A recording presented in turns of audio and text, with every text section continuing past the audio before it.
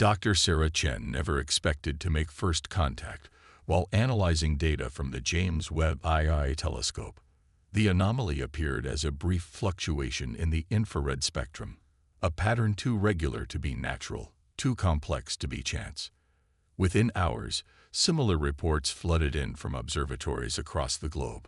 The objects emerged from the Kuiper Belt 3 days later, 7 crystalline vessels, each larger than Earth's largest cities, their surfaces refracting starlight in impossible ways. They brought no message of peace, no declaration of war. They simply arrived, positioning themselves in a perfect heptagon around Earth's orbit. "They're scanning us," Sarah announced to the hastily assembled United Earth Defense Council. Her hands trembled as she projected the latest readings.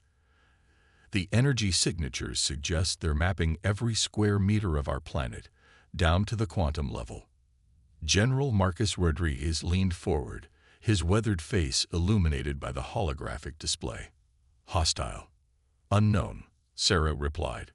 "But they're being thorough enough to make me nervous." The answer came 48 hours later. A transmission, broadcast simultaneously to every electronic device on Earth. The message itself was simple enough. Earth lay in the path of something called the Nexari Collective, a species that consumed civilizations. The 7 ships, belonging to the Arcturian Alliance, offered to evacuate Earth's leadership and essential personnel before the Nexari arrived. "They're not here to help us," Sarah insisted, pacing the council chamber. "The energy readings from their ships. They're afraid of something. Something about us." Before the council could respond, alarms blared throughout the facility. The Arcturian ships had begun moving, their crystalline surfaces dimming to absorb all light. As the council watched in horror, the vessels opened fire, not on Earth, but on something just beyond Neptune's orbit. The Nexari arrived like a storm of metallic locusts, their ships so numerous they blotted out the stars. The Arcturian vessels' weapons, powerful enough to vaporize small moons, seemed to pass harmlessly through the Nexari swarm. Within minutes, 3 of the crystalline ships had been reduced to drifting debris. As panic erupted in the council chamber, Sarah noticed something odd in her readings. The Nexari weapons weren't conventional energy beams or projectiles. They were distortions in space-time itself, tears in the quantum fabric of reality. But wherever these distortions approach Earth's atmosphere, they stuttered. "Look at this." She enhanced the display, showing the anomaly. "Something about Earth's magnetic field, or maybe our biomagnetic field. It's interfering with their quantum weapons." General Rodriguez's eyes narrowed. "Can we weaponize it?" Sarah's mind raced through the possibilities. Maybe. But we'd need to understand how they're manipulating quantum fields first. And we'd need. She never finished the sentence. A Nexari weapon struck the facility's shields, and reality itself seemed to hiccup. When Sarah's vision cleared, she saw that every piece of advanced technology in the room had been reduced to its component atoms. But the people were unchanged. "Holy shit," she whispered, a terrible understanding dawning. "It's not Earth's magnetic field that's protecting us. It's us. Something about human consciousness itself disrupts their quantum weapons." The remaining Arcturian ships had retreated to Mars' orbit, their crystalline surfaces regenerating. The Nexari swarm held position just beyond the moon, as if suddenly wary of approaching closer.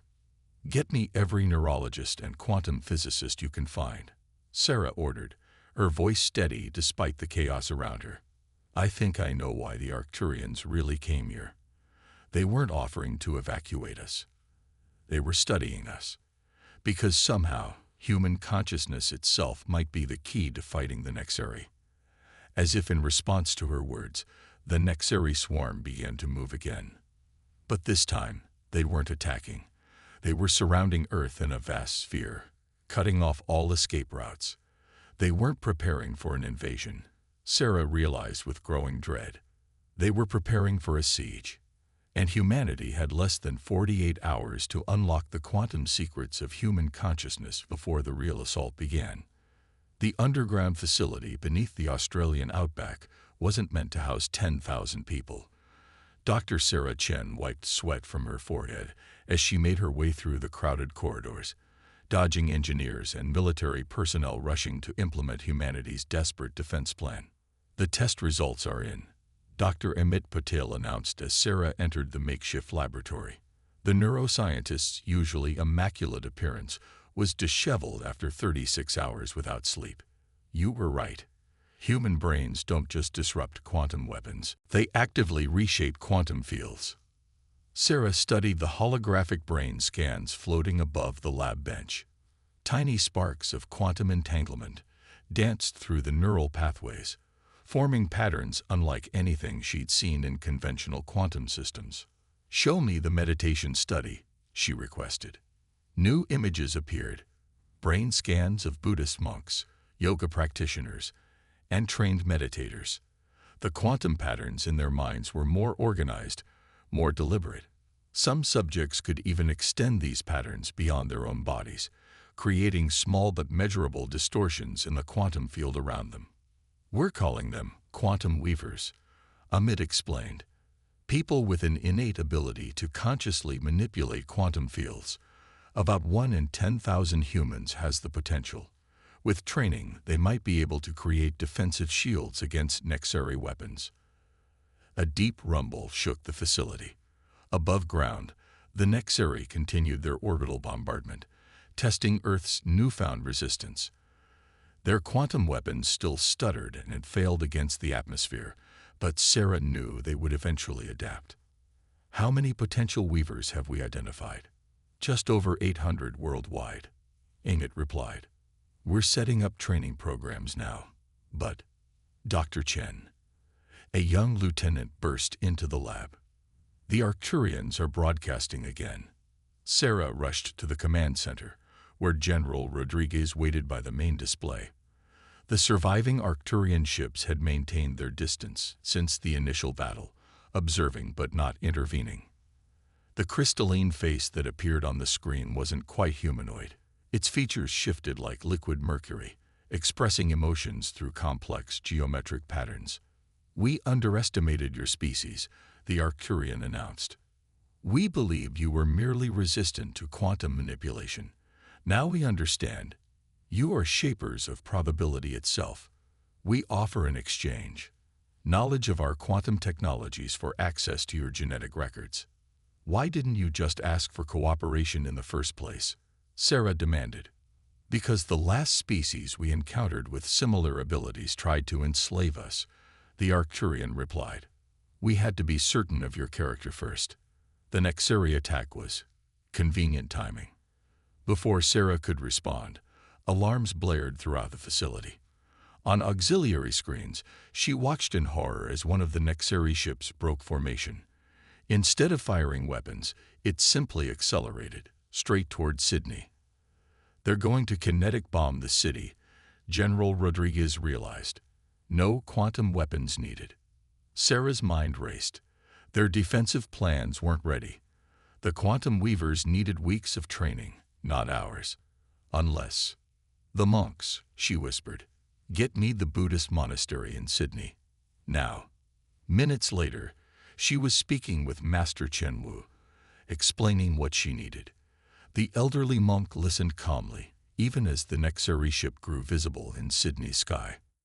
"You believe our meditation techniques can amplify the quantum weaving effect?" he asked. "I believe 30 lifetime practitioners working in harmony might generate a field strong enough to disrupt their ship's mass," Sarah replied. "It's a long shot, but..." "We will try," Master Wu interrupted. "Better to die attempting to save others than to survive having done nothing." Sarah watched through satellite feeds as 30 monks gathered in the monastery's garden, sitting in a perfect circle. The Nexari ship was now a burning streak in the atmosphere, its mass alone enough to vaporize the city on impact. At first, nothing seemed to happen. Then Sarah's quantum sensors began registering impossible readings. The monk's combined consciousness was reaching out, touching the quantum fabric of space itself. The Nexari ship's trajectory began to waver. "My God, Amit whispered, staring at the readings. They're not just disrupting the quantum field. They're rewriting probability, making the ship's path through space-time less likely. The Nexari vessel's descent slowed, its course becoming erratic. Then, as if caught in an invisible net, it stopped entirely, hanging impossible and motionless above Sydney Harbor. For 3 endless minutes, the ship hung there, trapped between probability and impossibility. Then, with a flash of light that briefly outshone the sun, it simply ceased to exist. Not destroyed, but edited out of reality itself. In the garden, all 30 monks collapsed simultaneously. They're alive, the medical team reported, but their brains show patterns we've never seen before. Whatever they did, it changed them. Sarah stared at the empty sky above Sydney, her mind struggling to grasp the implications. They had a weapon against the Nexari now, but at what cost to the humans who wielded it? The Arcturian transmission had remained open throughout the event. Now the crystalline face reformed, its patterns expressing what Sarah could only interpret as awe. Perhaps, the alien said softly, we should discuss that alliance after all. 3 months into the siege of Earth, the nightmares began. Sarah woke gasping in her quarters, her mind filled with impossible geometries and quantum probabilities that no human was meant to comprehend. She wasn't alone. All across the planet, quantum weavers were experiencing the same phenomenon. Their minds are evolving. Amit explained during a morning briefing, displaying brain scans of active weavers. The quantum manipulation is changing their neural architecture. They're beginning to perceive reality differently. The assembled military and scientific leadership studied the data in uneasy silence. The quantum defense program had exceeded all expectations. 5,000 trained weavers now maintained a planetary shield that the Nexari couldn't penetrate. But the cost was becoming clear. Show them, Sarah ordered quietly. New images appeared. Weavers in medical beds, their eyes open but unseeing. Quantum fugue, Amit continued. Extended exposure to quantum fields is causing some operators to lose touch with conventional reality. 23 cases so far. Can it be reversed? General Rodriguez asked. We don't know.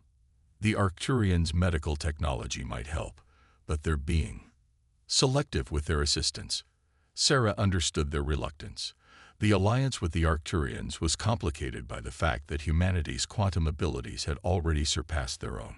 Some weavers could now perceive the crystalline ship's underlying quantum structure and potentially manipulate it. A junior officer burst into the briefing room. Dr. Chen, we're detecting massive quantum disturbances in the Nexari fleet. They're changing. The main display showed the sphere of Nexari ships that still surrounded Earth. Their metallic forms were shifting, combining into larger structures. As they watched, the entire fleet began to merge into a single massive entity. They're adapting, Sarah realized. Instead of trying to break through our quantum shield, they're becoming something that can exist in all quantum states simultaneously. Our defensive strategy won't work against that. How long do we have? Rodriguez demanded. Hours, maybe, when that transformation completes. She never finished the sentence. Across the globe, every quantum weaver suddenly screamed in unison. Sarah's own mind was flooded with awareness of the Nexari's true nature. They weren't just a hostile species. They were a living quantum computer, constantly evolving, consuming other civilizations not for resources, but for their unique quantum signatures. And they had just achieved direct quantum contact with every human weaver simultaneously. In Sydney, the monks who had destroyed the first Nexari ship began speaking in unison, their words translating concepts that human language was never meant to express. In Moscow, a teenage weaver's attempts to describe what she perceived caused everyone within earshot to suffer seizures. In Lagos, an entire quantum defense facility simply vanished, taking its operators with it. Shut down the program, Sarah ordered. Disconnect all weavers immediately. We can't, Emmett replied, his face pale. The quantum links, They're self-sustaining now. The Weavers' minds are forming their own network, independent of our equipment. Through her growing headache, Sarah could feel it. Thousands of human minds linked across quantum fields, their combined consciousness expanding beyond normal space-time. And through that link, she could sense the Nexary's intention. They weren't planning to destroy humanity. They wanted to add human quantum consciousness to their own evolution. The Arcturian ships suddenly broke orbit, retreating to the edge of the solar system. They knew what was coming. New contact. Someone shouted. Quantum signature unlike anything we've seen. It's massive. Sarah didn't need instruments to perceive the new arrival. Every quantum weaver on Earth could feel it. A vast, ancient consciousness that made the Nexari seem primitive by comparison. As it approached, she understood why the Nexari consumed civilizations, why the Arcturians feared human potential, and why this entity had chosen to reveal itself now. The quantum war for human consciousness was about to begin, and the prize wasn't just Earth, but the very nature of reality itself. The entity called itself the Archive, and its arrival changed everything. Through the quantum network linking Earth's weavers, it shared fragments of its vast knowledge. Echoes of civilizations that had faced the Nexari before. Some had fought. Some had fled. None had survived unchanged. It's offering to teach us, Sarah explained to the emergency council session. Her eyes had developed an unusual shimmer, a side effect of prolonged quantum perception. The Archive says humanity's quantum abilities are unprecedented, raw, but powerful. With its guidance, we might survive what's coming. And the cost? General Rodriguez asked. He looked older than ever, the weight of command evident in every line of his face. Evolution, Amit answered for her. Forced advancement of human consciousness. We'd become something different. The council chamber erupted in argument. On the displays surrounding them, reports streamed in from around the world. More quantum defense operators were experiencing fugue states, but those who adapted were developing abilities that defied conventional physics. In Brazil, a weaver had predicted an earthquake 3 days before it happened. In Kenya, another had briefly achieved quantum teleportation. The Arcturians, meanwhile, had revealed their own agenda. Their crystalline ships now orbited Mars, transmitting messages about preserving pure human genetic stock and managing the transition. They were recruiting, offering sanctuary to humans who wanted to escape Earth before the change became irreversible. Sarah felt the Archive's presence in her mind, a vast library of quantum information that threatened to overwhelm her sanity. Through it, she could sense the Nexari's continuous transformation, their combined consciousness becoming ever more complex. The siege had become a race. Which side could evolve faster? Then everything went wrong at once. The quantum network screamed. In installations across the globe, weavers collapsed, their minds attacked from within.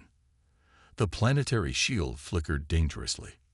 We're being sabotaged, Sarah gasped, fighting through the psychic assault. Someone's corrupting the network.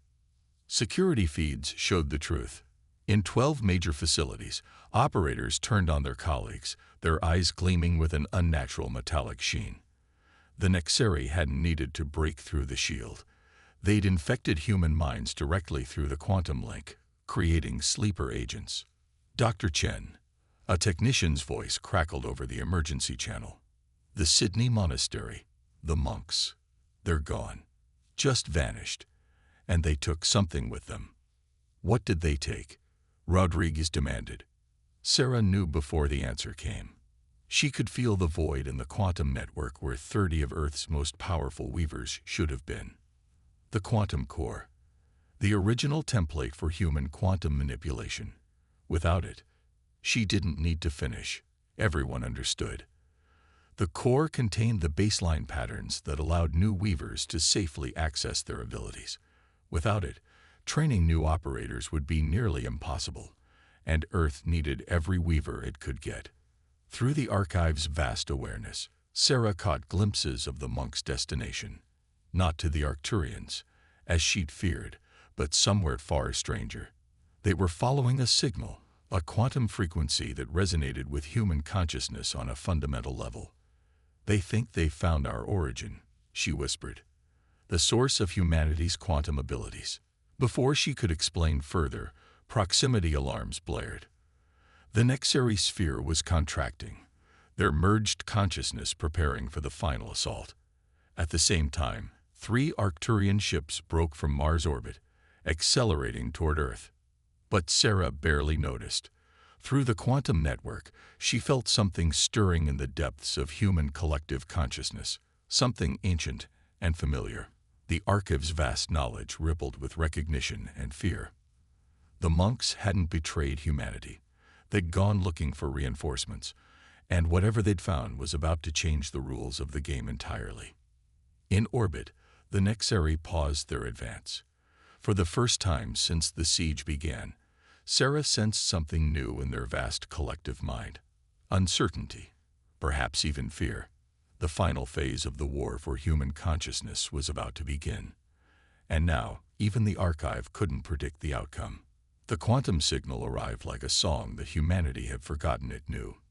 It resonated through the quantum network, through every weaver's consciousness, carrying with it memories older than civilization itself. Sarah stood in the command center, tears streaming down her face as understanding flooded her mind. "We were never alone," she whispered. "We were waiting." Through the Archive's vast knowledge, through the quantum link that connected all weavers, she finally understood. Humanity hadn't randomly developed quantum abilities. They had been seeded, hidden in human DNA eons ago, by beings who had fought the Nexari in the universe's infancy, not as weapons, but as guardians of a different path of evolution. The monks hadn't stolen the quantum core. They had taken it home. High above Earth, reality rippled. A new presence emerged from quantum space, a vessel that defied comprehension. Its structure an impossible merger of consciousness and matter. Within it, 30 human minds reached out to their brothers and sisters below, showing them the truth. The predecessors, the Archive's presence whispered in Sarah's mind. They return. The vessel was a quantum construct billions of years old, designed to activate only when a species achieved the right level of quantum consciousness. The monks hadn't just found humanity's origins, they had awakened its destiny. But the Nexari had no intention of allowing that destiny to unfold. Their merged consciousness struck at Earth with the force of 1,000 suns, attempting to overwhelm the planetary shield through sheer quantum force. Across the globe, weavers screamed as the assault battered their minds. "We can't hold," Amit shouted over the chaos. "The network is destabilizing." Sarah felt the shield beginning to crack. The Nexari's attack was too strong, too coordinated. Even with the monks' revelation, even with the predecessor vessel's power, they couldn't match the sheer computational force of an entire species merged into a quantum computer. Then she understood what had to be done. "We've been fighting the wrong way," she announced, her voice carrying through the quantum network to every weaver on Earth. "We're not supposed to resist evolution. We're supposed to direct it. The Nexari consume. We create." Through the network, through the Archive's knowledge, through the predecessor's ancient wisdom, she showed them. Every weaver saw the pattern, the possibility, the way forward. "Together," she commanded. Across the planet, 5,000 human minds joined in perfect quantum harmony. They weren't fighting anymore. They were weaving, not just quantum fields, but probability itself, reality bent around their combined will. The Nexari consciousness faltered, sensing the change. Its attack ceased as it tried to analyze this new development, to compute all possible outcomes. But human consciousness didn't follow computational rules. It dreamed, it imagined, it created. Through the quantum network, every human weaver poured their consciousness into a single purpose, not destruction, but transformation. They weren't erasing the Nexari from existence. They were offering them a choice. The predecessor vessel amplified their effort, the monks' trained minds providing the precision needed to weave the most complex quantum pattern in human history. The Archive's knowledge guided them. showing them how to reshape reality without breaking it. In orbit, the Nexari sphere began to change, not by force, but by possibility. Each quantum state in their vast consciousness was presented with a new option, a way to evolve that didn't require consumption, a path of creation rather than destruction. The Arcturians watched in astonishment as their ancient enemy transformed. The Nexari consciousness didn't vanish or decay. Instead, it flowered, expanding into new forms of existence, exploring quantum states that even the archive had never imagined. Sarah felt the change through the network. The Nexari weren't gone. They were awakening, just as humanity had awakened. The quantum siege of Earth ended not with destruction, but with birth. When it was over, when the transformed Nexari consciousness had spread throughout the galaxy like a garden blooming in quantum space, the predecessor vessel descended to Earth. The monks emerged changed but smiling, their minds now bridges between what humanity was and what it could become. We never needed weapons, Sarah explained to the council, her eyes now shimmering with quantum awareness that would never fade. We needed perspective. The predecessors didn't give us quantum powers to fight. They gave them to us to create. The Archive's presence hummed with approval. The Arcturians opened diplomatic relations, no longer afraid but eager to learn. And across Earth, quantum weavers began the real work, not of defending humanity, but of dreaming it forward into its next evolution. The war was over. The weaving had begun.